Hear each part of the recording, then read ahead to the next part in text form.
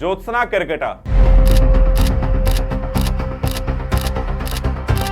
ये नाम इन दिनों सोशल मीडिया की गलियों में खूब चल रहा है। कारण एक डिजिटल मीडिया प्लेटफॉर्म के कार्यक्रम में दिया गया उनका विवादित बयान, जिसके बाद हंगामा मच गया। गुरु शिष्य द्रोणाचार्य और एकलव्य की जो कहानी है, आरक्षण के मुद्दे पर वो बोल रही थी और बोलते बोलते उन्होंने कुछ ऐसा बोल दिया कि कुछ ही देर में पूरे राज्य भर में इसकी चर्चा होने लगी। लेकिन जो कहना चाहती थी उसके पीछे की उनकी क्या भावना थी, ये भी आपको समझना होगा, ये भी हमको समझना होगा। कहते हैं कि हमारे देश के संविधान में दो चीजें बहुत इंपॉर्टेंट है, पहला लेटर, दूसरा स्पिरिट। लेटर यानी कि क्या लिखा है और स्पिरिट यानी कि जो लिखा है उसके पीछे की भावना क्या है।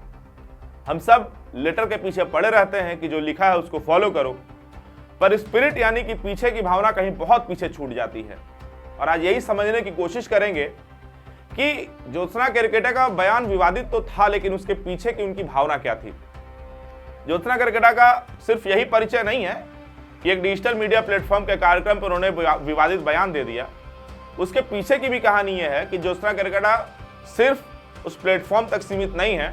हमने जब खंगाला तो हमें पता चला कि वो kho kho player, netball player, national level kabaddi player, coach, आदिवासी मुद्दों पर खुलकर बोलने वाली एक लड़की और इसके साथ साथ आजसू की सदस्य भी हैं।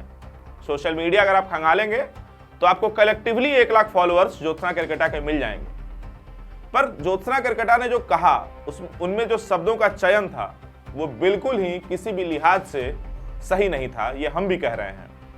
पर इस बात पर चर्चा जरूर करनी चाहिए कि जो उन्होंने कहा वो शायद गलत तरीके से कहा, शायद क्या गलत तरीके से ही कहा, पर उनके पीछे की भावना ये थी कि आरक्षण क्यों जरूरी है। जहां तक हमें उनका पूरा बयान समझ में आया, अगर उनके शब्दों के चयन को छोड़ दें तो उनका ये कहना था कि शुरुआत से आरक्षण इसलिए जरूरी है ताकि जो लोग जिनको जरूरत है वो समान पायदान पर एक साथ खड़े होकर जो मुख्य धारा है उसमें जुड़ जाएं।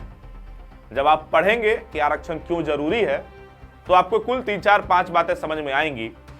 जैसे इतिहास में हुए अन्याय, सामान्य अपॉर्चुनिटी यानी कि हर किसी को एक जैसा मौका मिले, इसके अलावा सामाजिक प्रतिनिधित्व और क्षतिपूर्ति जो इतिहास ने उन दबे कुचले लोगों के साथ की है जिनको समान अवसर मिलना चाहिए था। और आरक्षण इसी चीज को देखकर बनाया गया कि सबको समान अधिकार मिले। हम आपको और आसान भाषा में समझाते हैं कि ज्योत्सना केरकेटा ने क्या कहा या उनके कहने की मंशा क्या थी। मान लीजिए कि एक दीवार है और 3 अलग अलग हाइट के लोग उसको पार देखने की कोशिश कर रहे हैं। अगर आप एक ही ऊंचाई का बक्सा तीनों को देंगे तो सबसे छोटी ऊंचाई वाले बक्से पर खड़ा व्यक्ति दीवार के पार नहीं देख पाएगा। इसलिए आरक्षण बना कि जिसको जितनी जरूरत हो उसको उस हिसाब का बक्सा मिल पाए। हम कहीं से भी ये नहीं कहते कि ज्योत्सना केरकेटा ने जो बयान दिया है वो बयान सही है। उनके शब्दों का चयन 100% गलत था, लेकिन इसके बावजूद हम इस बात को भी नजरअंदाज नहीं कर सकते कि ज्योत्सना केरकेटा ने गुरु द्रोणाचार्य और एकलव्य का एग्जाम्पल लेकर के जो चीज समझाने की कोशिश की उसको समझना होगा। इस बात को समझना होगा कि आरक्षण पर बोलते हुई ज्योत्सना केरकेटा इस बात की बातचीत करने की कोशिश कर रही थी, समझाने की कोशिश कर रही थी कि शिक्षा, राजनीति, नौकरी और समान अवसर के लिए आरक्षण जरूरी है। और ये इसलिए क्योंकि हम और आप इस बात से इनकार नहीं कर सकते कि जब भी शीर्ष पर बैठे हुए लोगों को किसी को आगे बढ़ाने का मौका मिला है, उन्होंने सबसे पहले अपने चहेते लोगों को आगे बढ़ाने की कोशिश या जरूरत की है। और इसी बात को लेकर के ज्योत्सना केरकेटा वहां पर बोलना चाहती थी और उनकी भावना थी। हमने जिस लेटर और स्पिरिट की बात की थी, लेकिन हम सब लेटर के पीछे पड़े रहे, स्पिरिट कहीं पीछे छूट गई। आज उनके ऊपर एफआईआर हुआ है, कायदे से होना चाहिए या नहीं ये एफआईआर करने वालों के ऊपर छोड़ देते हैं, लेकिन हमें और आपको इस बात को समझना होगा कि ज्योत्सना केरकेटा की बात कितनी जरूरी थी। आज आप सोशल मीडिया उठा करके देखेंगे तो चाहे जिस चैनल, जिस प्लेटफॉर्म पर ज्योत्सना केरकेटा के गुरु द्रोणाचार्य और एकलव्य वाली वीडियो वायरल है या फिर शेयर की गई है, उसका कमेंट सेक्शन खोल कर देखिए, उनको गालीबाज कहा जा रहा है।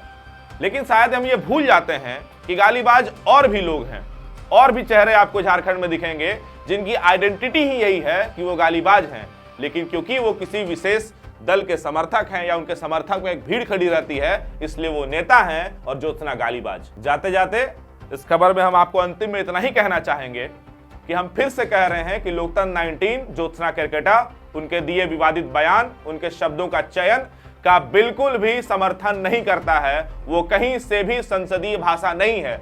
लेकिन हमने आपको जैसे समझाया कि आपको सिर्फ लेटर नहीं देखना है, आपको यह भी देखना है कि स्पिरिट, उस बात को कहने के पीछे की भावना क्या थी, उस बात को समझाने के पीछे का तकलीफ क्या था, उस बात के होने के पीछे का इतिहास क्या है। इस देश में आप इस बात से इनकार नहीं कर सकते कि दलित, दबे हुए, कुचले, पिछड़े लोगों को हमेशा दबाया ही गया है और तब तक दबाया गया है जब तक उनकी सांसें न छूट जाएं। लेकिन आरक्षण वो आइडेंटिटी उनको देता है जो उनको इस देश में उस लेवल पर लाकर खड़ा करे जहां इस देश के प्रधानमंत्री खड़े हैं। इस देश में संविधान ने सबको बराबर का अवसर दिया है और आरक्षण इसी बात की कोशिश करता है कि जिसको जितनी जरूरत हो उसको उतनी मदद मिल जाए, ताकि एक समय आए जब हम, आप, ये समाज एक साथ एक पायदान पर खड़ा हो।